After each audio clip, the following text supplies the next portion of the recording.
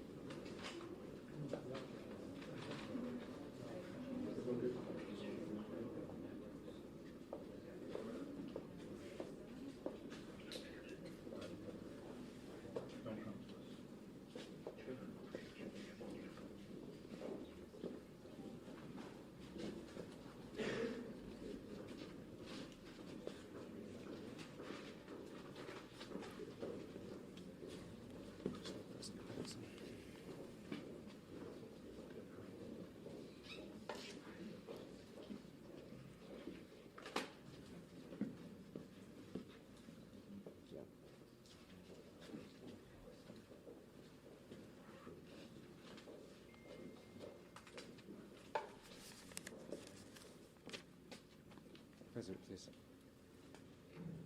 Good evening, everybody. Again, I'm Providence Mayor Brett Smiley. We're here to provide an update on the ongoing investigation from this afternoon's horrific attack and terrible act of violence in our community. In just a moment, we'll hear from our governor, Governor Dan McKee, and from Brown University President Chris Paxson. Then there are other officials, including and especially law enforcement officials who are here and able to answer questions. But the three of us will be the only formal speakers, and then we'll take all of your questions and continue to try to be as transparent as possible. As I mentioned at the earlier update, this is an evolving situation, and there are details that are subject to change, and so we want to continue to recognize that we're not done yet, and so we will continue to update, and please bear with us if we learn more or if there are additional details. One of the new details that I'm sorry to have to share is that there is one additional victim of today. So now there are 9 injured individuals. There was one additional victim who had left the scene. It was not a gunshot wound. The individual learned that they had received fragments from the shooting that had occurred near them, and so they have non-life-threatening injuries, but is now the 9th victim who is is expected to have a full recovery. Additionally, we want to make sure the community knows the individual responsible is still at large, but importantly, at the conclusion of this press update, we will be releasing a short video showing an image of the suspect. That will be available to all of you when we've finished this briefing. We know there's a lot of fear and anxiety in the community right now, and we want folks to know that while it is the case that the shelter in place remains in effect for the broader Brown community, that includes campus and the neighborhoods surrounding the campus, we are doing everything we can, and we've been receiving tremendous assistance from our partners in law enforcement. The governor, under his leadership with the state police, has been terrific. The FBI, the ATF, and many communities around Rhode Island have assisted. There are over 400 officers currently in the area assisting with both the investigation and to ensure the safety of the Providence community. Additionally, Providence Fire has been deployed to venues of assembly. We know that this is a busy time. It's a Saturday night in the holiday season, and so you may see firefighters at the mall, at PPAC, at Roger Williams Park, and we don't want anyone to be concerned that there are any issues, but rather we want folks who are out in the community tonight to see a person in a position of authority and to feel safe in our community. We have no reason to believe that there are any additional threats at this time. Any calls that have been received in the last several hours to 911 have been unrelated, and there have been no additional calls for service or calls of anything related to this incident. The video that will be released is from that building where the shooting occurred, which is the Barris and Holly building, looking towards Hope Street. And as I mentioned, that will be shared as soon as we conclude. We are still encouraging, as we did earlier, for anyone who thinks that they might have information relevant to the investigation to call the police, the Providence Police non-emergency line, which is 401-272-3121, 401-272-3121. Of course, you can also call 911, but if you have information that you think might be able to assist in our investigation, please give us a call. At this time, I'd like to turn the mic over to our Governor, Dan McKee, who's been in touch with federal, state partners and has been a tremendous assistance to us here in Providence throughout the evening. Governor? Okay, Mayor, and thank you for your leadership and all your entire team. And our job right now is to support your team, and we're doing just that. All our state resources are available, not only to the mayor, but also Brown University, which our hearts go out to Brown University. I have had calls along with the mayor, with the FBI director, Patel, who's offered assistance to us as well, a direct assistance. I just received a call from the President Trump as well, expressing the same type of urgency and the same type of offers to respond to us in a way that we, one, keep people safe, but also, two, we're going to make sure that we catch the individual that brought so much suffering to so many people. And so with that, I would just say that we're going to continue to work together. State Police is on board. We know that there's going to be need for some counseling strategies, so we've already activated that through our health department. And we'll make sure that we take the lead from the mayor and then provide all the assistance we possibly can, along with your lead as well, President Paxton. So with that, I'll give the mic back to you. Thank you, Governor. Now we'll introduce Brown University President Christine Paxson.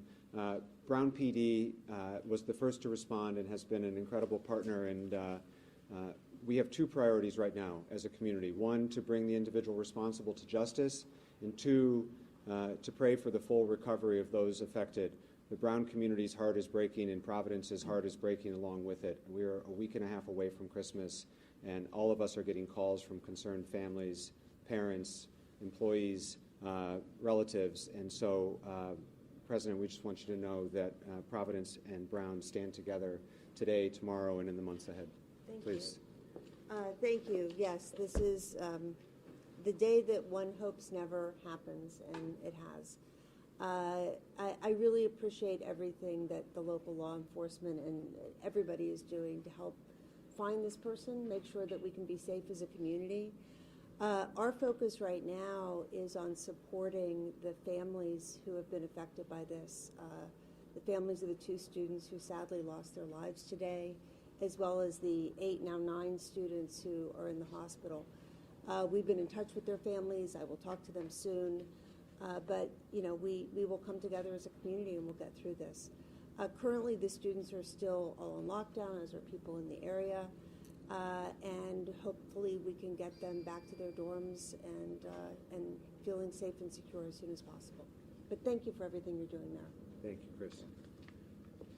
We'll take questions for law enforcement personnel, anyone who's here today and share as much information as we can at this time. Can we, Dan. Dan J. from Channel 10, Mayor, you know, can you talk a little bit about what we're going to see in this video? Or can Commander? Deputy Chief Oates? We're going to ask Commander O'Hara to answer that question. Sure. What you're going to see is a video from the building where this incident took place, 184 Hope Street.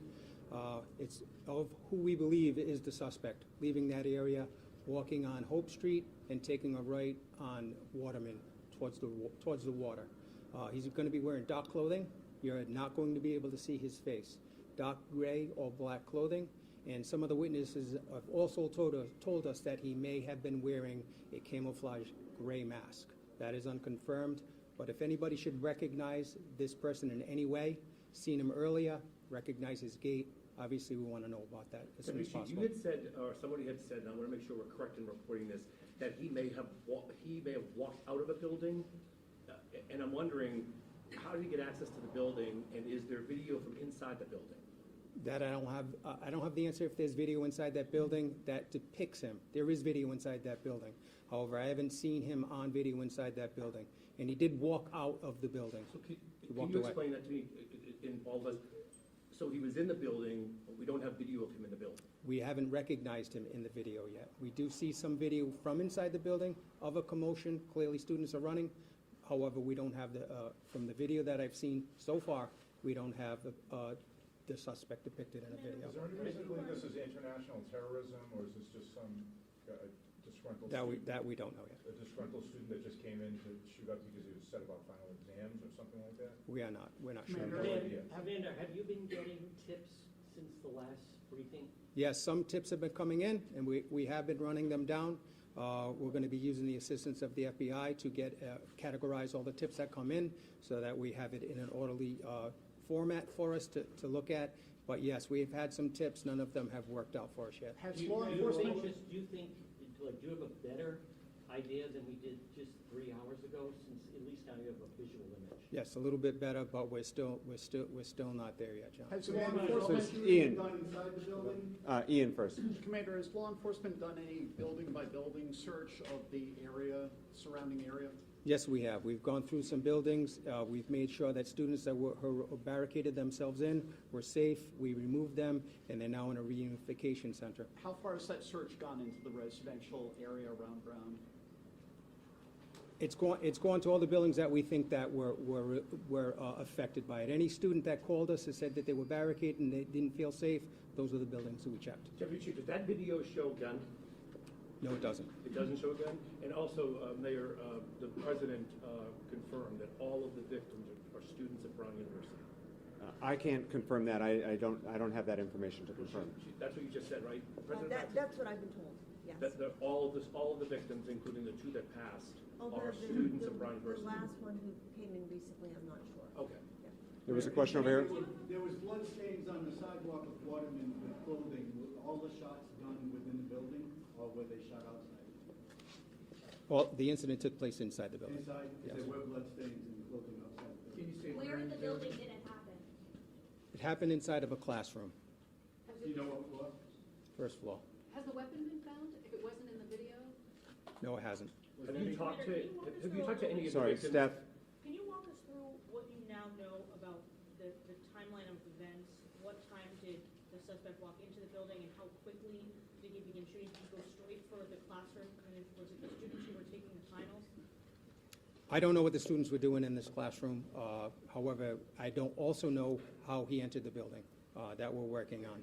Okay, so you don't know that yet. And is the suspect of college age? Does he seem in the video?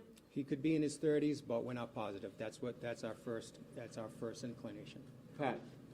Sir, can you speak to the type of presence from the federal government that's on the ground right now, and what type of personnel do you expect in the coming days, specifically tomorrow? So right now, we're working with ATF and the FBI, who are present right now. Those are the federal agents that we're working with.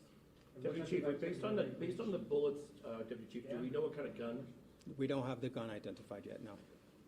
What type of activity are they engaged in? Are they doing data collection, evidence collection? Data collection, evidence collection, and video collection.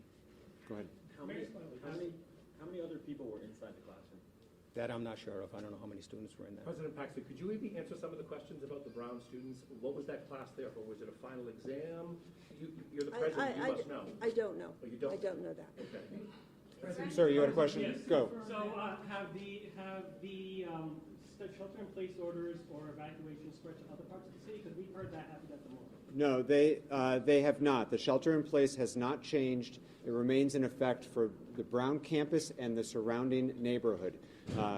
City of Providence, you know if you live near Brown, that's where the shelter-in-place is in effect. It is not in effect in other neighborhoods because we have no reason to believe that there is any particular threat beyond the campus area at this time. As I mentioned at the press briefing before this, I'll reiterate right now. In this day and age, there is a lot of misinformation that can spread as it pertains to official updates regarding the shelter-in-place or any future announcements. Please follow the City of Providence official social media channels. We've also put out updates through our 311 system, but the City of Providence on Twitter, Facebook, and Instagram will be updating throughout the evening. If that did not come from an official channel, then it is not official. Right now, the shelter-in-place is the same as it had been earlier, and it remains the same. Mayor, Please, Ed. How is the shelter-in-place message being conveyed to the neighborhoods? Is it just through the media, or are you making phone calls? So we have all of the above. We have conveyed it through the media. We've conveyed it through our official social media channels. We've pushed it out through our 311 system, which is the city service system. We've been in touch with our city council leaders throughout the neighborhood, including our councilman, John Gonsalves, from this neighborhood, who have their own distribution channels through newsletters and such. And for all of you who are Rhode Islanders, you know this is a close-knit community. That is our strength, particularly in this moment. We are all in touch with our neighbors. We are all in touch with our loved ones at this moment, and we are sharing information as directly and honestly as we can, and we will continue to push out updates through those same various channels. How long do you expect to be on? Please, in the way back. Hi. Is there any indication of when students who are sheltering in place in public campus buildings, when they will be allowed to at least leave and go to those reunification sites? There is no notification about when that might end because we will make that announcement when we feel like it is safe to do so. And so we don't have a timeline on that, and nor should we have a timeline on that. Safety is the primary concern right now, and bringing the responsible individual to justice is our top priority. Is it your belief that there's just one suspect or people helping him? And if people are helping him, Deputy, what is your message to people that might be aiding? Because there's been 6 hours and, you know, no one knows. So who he is. he's unidentified, so we don't know if people may be helping him or not at this point. But if you assume that, what's your message to anyone that may know who he is or helping him or hiding They him? know who he is, please call us as soon as Chief, I ask possible. this with Dan all and due- Steph. I ask this with all due respect, Deputy Chief, just so I'm trying to process this so we can bring this person to justice. He was in the building, but we don't have video of him in the building, or we have video, we just don't know if it's him. Do you think that he went into a bathroom, got dressed, and then came out? And secondly, could the president of the university address, does anybody have access to that building? I mean, you can't go in a building without a pass key anywhere, so. I'll take both of those. As has been said, and we'll say again, the video that we have and the video that we will be sharing when we conclude this update is of the suspect leaving the building. Right. We are combing through lots of video, both on campus, through private cameras. Providence Police, with the great assistance from our federal partners and others, is combing through any video we can find. And again, to the community, if you have some of those Ring cameras or other video that you think might be relevant, please call us and share it with us. We do not at this time have video that we have seen of the individual coming into the building or moving throughout the building, but that doesn't mean that we will not discover it. We are actively working this investigation as we speak.